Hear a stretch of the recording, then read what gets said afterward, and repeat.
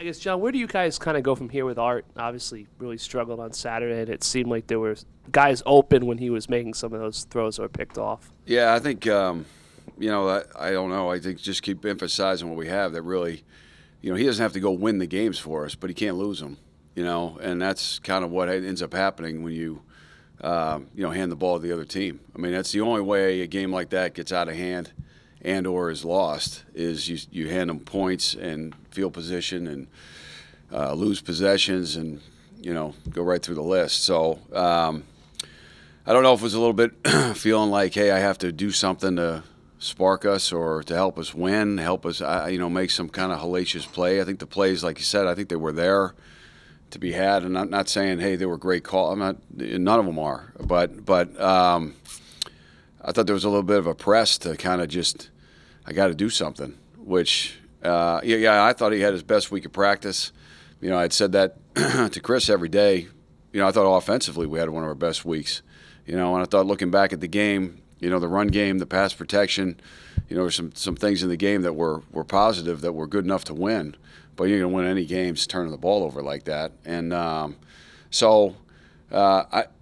the guys played less than 3 college games. You look at it, he played half a high school season last year at IMG. If you go, you split time and all that. So I think it's just being in those spots, and unfortunately it's under fire, in games. Try to recreate it as much as we can in practice, but we don't. You guys are out there. We don't see, 10 turnovers in a practice either. So, at some point I think it will click that we can punt. And we'll be okay. Eventually those plays will come or we'll get to that read or whatever it is. But until he does it, I'm not saying he has never done it. He's worked through progressions. He's gotten balls to guys. He's done it. But obviously, like I said, I thought it was a little bit of a, hey, I got to go. And I actually had said it to him. You don't have to win the game. This is before the season, before every game, but you can't lose it. And, when you throw the ball to the other team and they score, that's how you lose the game. After a game like that, how strong is your conviction as the OC, as someone who deals with Art every day? How strong is your conviction that he can still be the guy? Well, I mean, again, you guys, he is obviously has the ability to play the position, and he's really young.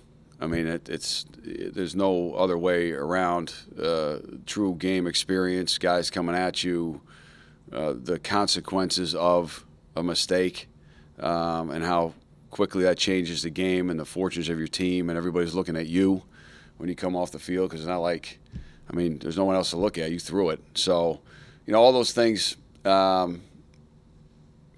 are obviously things he has to go through. I don't think there's any question that he can play the position. I don't have any question about that. We just have to continue to make sure he's comfortable with everything, try to give him every look we could possibly give him in practice. But, at some point you can only run so many plays in practice too. And you're relying on cumulative reps through camp and what we've done the first 3 weeks of the season. But ultimately, he's standing there with the ball. So we can talk about it, but it needs to happen. In terms of taking care of the football, it needs to happen, obviously, immediately. Is there anything that you've seen that is common in all the interceptions from this week and others? And is there anything different that he's doing in a game that he's not doing in practice? I thought he just got stuck, Saturday. Some of them were, obviously the first one was his. Well, I don't know which ones were good. It just seemed like he just got stuck. In anything they did with that scheme, the backs were always going to be available on any pass if he got stuck at all. But there's certain rules in terms of reading one of those in terms of what the coverage is, where you go backside right away. We never got off the front side. To me, it looked like we just picked a guy and threw it, to be honest, or got stuck on a guy and figured I'm going to find a way to throw it to him, and never got away from it, regardless of what the other team was doing. That's the way it kind of looked. So I hadn't seen that a whole lot in practice. Even a couple of things that we didn't throw, that we threw to other guys and gave them a chance, and there's guys running free other guys in the pattern that were probably easier throws for bigger yards, you know, we made most of those reads and throws too. So, you know, and again, I don't, you know, there was not a lot of pressure in the game, so, you know, maybe it was too long to think about it. I don't know, but you know, again, obviously you have to do a better job coaching him, and we got to give him more things that he's comfortable with, but we just got to keep repping things. But like I said, you know, you got 3 days of practice, and now roll it out there again, and here we go against a good football team. Bring Art along, you know, dealing with him because he's a true freshman, and are you tough on him at certain times, harder? I mean, what's kind of your approach having him deal with all this? Well, I mean, he's pretty hard on himself.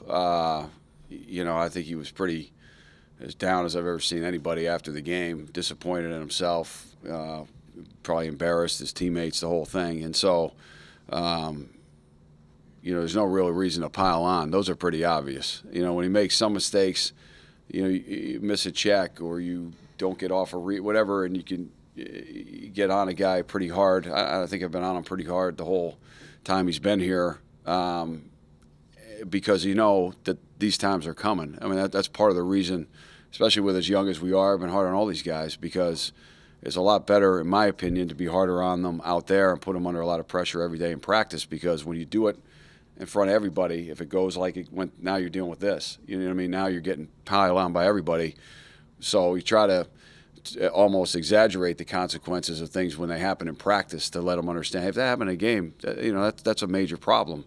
You know, but you know, the bunch of interceptions really haven't happened a whole lot in practice. But so I think I've been pretty hard on him a lot, and on all these young guys, to let them know the urgency of and the thought of, hey, if you do that in a game, it's a big deal. Just so you know, you're going to get killed in the press. You're going to get killed. Your family's going to read this stuff like that. Those are all things that happen if you do what you just did in practice. So. That's kind of the message I had given those guys early, that if you think I'm like a lunatic out there, here's why. You know, you're better off to do it here and be under pressure here than on TV and in front of everybody. And so, but after a performance like that, I mean, there's no reason the pile on is not necessary. I mean, some of them are just obvious. It's like when a guy drops the ball. It's like, you know, you can tell him to catch the ball, but that's pretty obvious. When you throw it to the other team, you really don't need to inform them that that wasn't the right move. You know what I mean? So I think when everybody is piled on them to this point, you know, I need to help pick them up. So kind of play it by the circumstance, I guess. We could probably talk about Art the rest of the press conference, but other playmakers, wide receivers, I mean, do they need to step up too?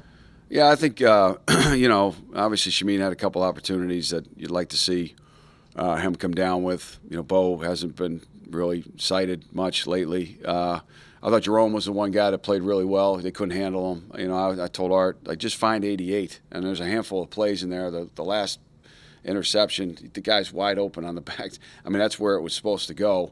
You know, sometimes you have to kind of, I think he's getting a feel a little bit for the guys in the game too. Not that, you know, changes your reads, but some of the calls are kind of made with that in mind. And, you know, maybe they give you something else. You think, oh, I'll go over here, and here comes 88. I thought they had trouble dealing with him.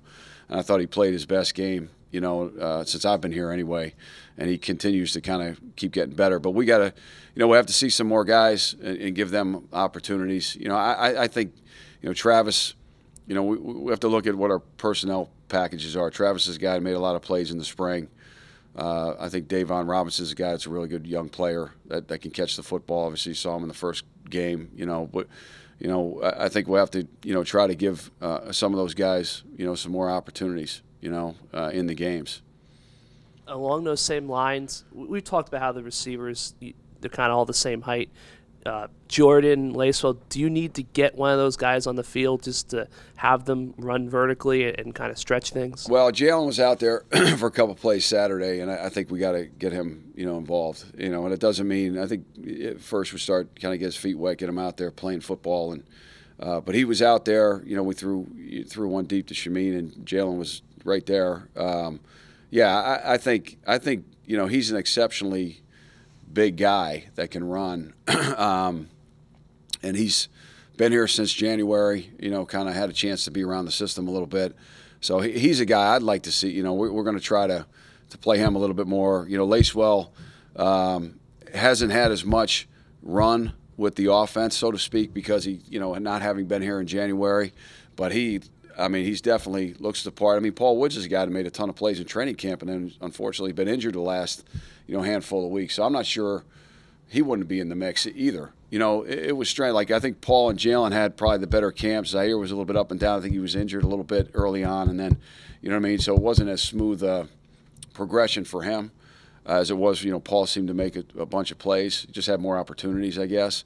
But, yeah, I think we're open to – and those guys want to play.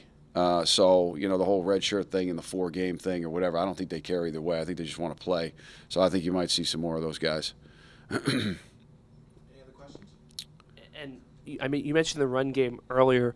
Was that an issue early on, though? You guys really didn't run the ball well those first 2 series, and it seemed like maybe Art was kind of dug himself a hole at that point. Well, I'm trying to think how they went. I know we threw a couple of those. It was like run, screen, run, or screen, run, screen. I guess the first couple of series, and we were like 3 and out, you know. And then, you know, I mean, I thought, you know, the run game is really what bailed us out in the game, you know. But at some point the score is a little prohibitive. But you know, especially our, you know, we had that one drive that was really, I think we threw 1, maybe 2 passes. I think we took the one in the red zone. I think we had a 3rd down conversion. It was like an 80-some yard drive, but I think a 3rd down conversion and 1 throw in the end zone. The rest of it was all runs. So, but then all of a sudden it went back to whatever it was, 17 or 20, whatever the deficit was. So, but I think even to the end we were running the ball until the last maybe series or so. But it just gets a little prohibitive. I'm sitting there looking at it around the -20, run it. You know, you're hitting a lot of 3rd downs, and then you know, at some point in the drive, trying to advance the ball a little bit, even though Raheem and John seem to be hitting some pretty good runs, 10 to 12 yards at a clip, but just trying to, you know, you're looking at the clock and the deficit and thinking, we got to get it something here. So that probably knocked the numbers down a little bit. I mean, I went down there thinking we'd run it 40 to 50 times, I'll be honest with you. I mean, I thought that was going to be, it was a hot day. I thought we could, you know, handle them.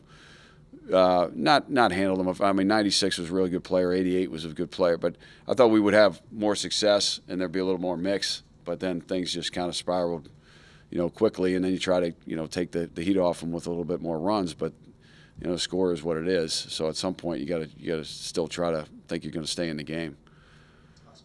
Pacheco, we get it all the time. Can you see him getting a little bit more? Yeah, of a piece of the pie? I think so. Because I think, you know, just, and again, that became a little bit part of the game when you get in the second half and you're thinking there's going to be a little more pass just based on the score, and then you're into the protections, and they had some, you know, unique. They really didn't blitz, but they had guys overhang guys and some different looks that potentially, if they did, you didn't want to, you know, have something, you know, go wrong there. But so, you know, I thought that after the game he should have probably should have got him in there some more. You know, I don't think those other 2 guys will make it through 9 games just being the exclusive runners.